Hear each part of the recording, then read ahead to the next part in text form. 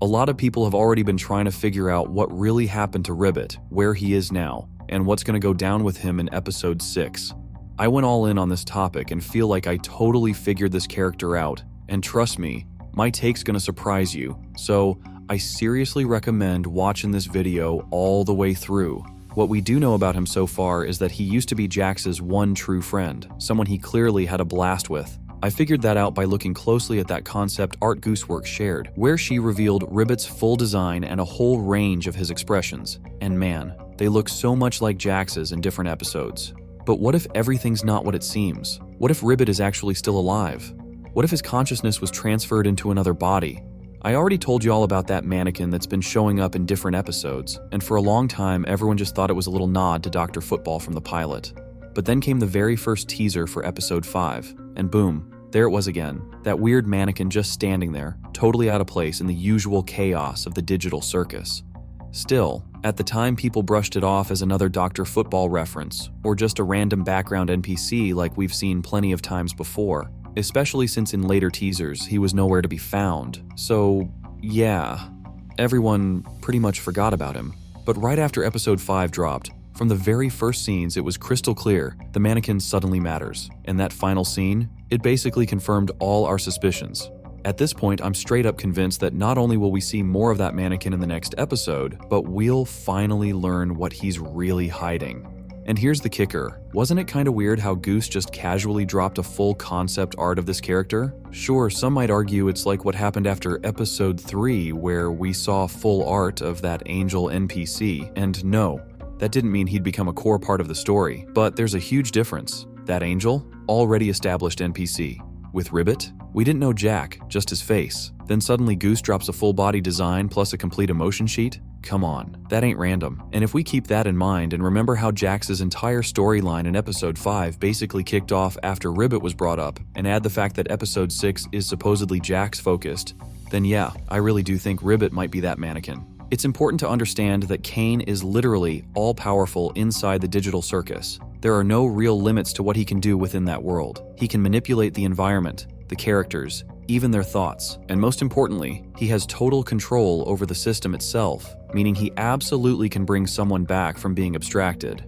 After all, the characters in TADC are just digitized versions of real people's consciousness, trapped in some massive, ultra-advanced virtual system. And who holds all the admin rights? Right, Kane. We've already seen this in action. In the pilot, he fully healed Ragatha after she got wrecked. In episodes 4 and 5, he literally hijacked her mind for laughs and even messed with Jax's brain to make him go vegan. So if he can do that, then bringing Ribbit back from abstraction? Totally possible. And this is where it gets wild. What if Ribbit's consciousness never left?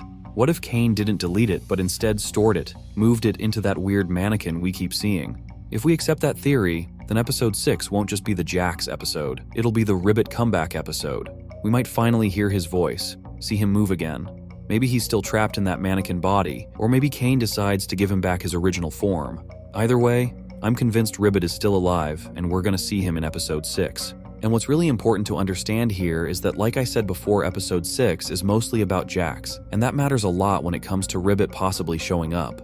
If you remember how Jax reacts to even hearing his name, it's already clear they were truly close, and the fact that Jax became so withdrawn from everyone else only proves it. Ribbit was probably the only one Jax could be real and honest with. And now that we're finally learning more about the rabbit himself, it makes total sense that Ribbit's story would be revealed alongside his, since those two are clearly tied together by a deep emotional bond.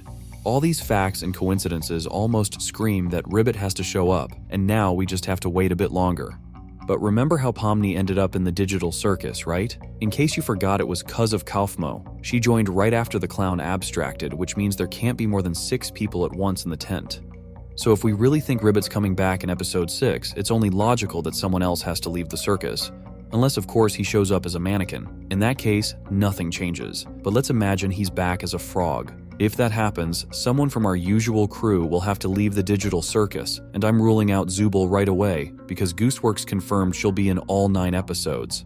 It makes sense that Pomni as the main character has to stay in every episode too, and if we're talking about Ribbit coming back, it would be dumb to replace him with Jax, since his return would basically be for that purple rabbit's sake only.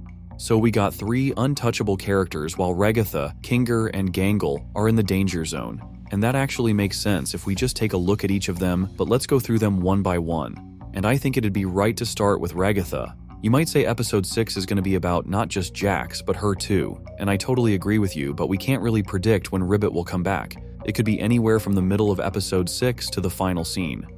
Now let me explain why Ragatha might turn into an abstracted monster. From the start, we saw this character was kind of strange, even though she seemed super positive. Don't freak out about it or anything, but, we don't exactly... You can't. I'll let you get back to it if you are. There she is. Hope you're doing all right. I know yesterday was a bit of a doozy. There was still this vibe that she was kind of pushy and not totally honest with everyone. All her actions seemed just about getting some praise or approval, and episode 3 showed that pretty clearly.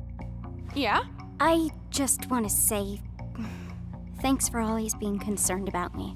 I feel like through everything, I haven't really been appreciative enough about that. Oh, thank you, Pomni. I just want to make sure you're doing all right. You know, we care about you.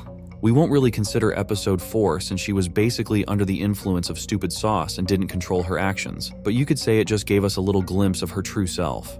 Episode 5, though, was the clearest example because we learned all the reason behind Ragatha's behavior and finally saw that she's not the cheerful girl she wanted to seem.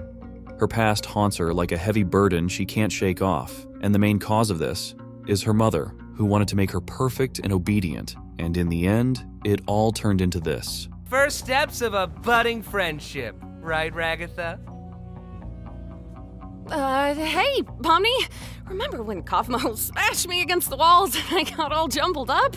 All things considered, that was pretty funny, right? No, not really. Oh, yeah, no. Sorry, that was probably pretty traumatic for you. Ragatha literally loses it when she sees Pomni starting to talk to Jax and realizing she can't do anything about it. Slowly, all her emotions come pouring out, and for the first time, we see her true rage. Act like you never do anything wrong and everybody loves you, when in reality, you just f everything up for everyone else! Okay, let's, calm down a bit. What? You're the one who said it's fine to be a jerk sometimes! Ugh. I'm sorry, Pomni.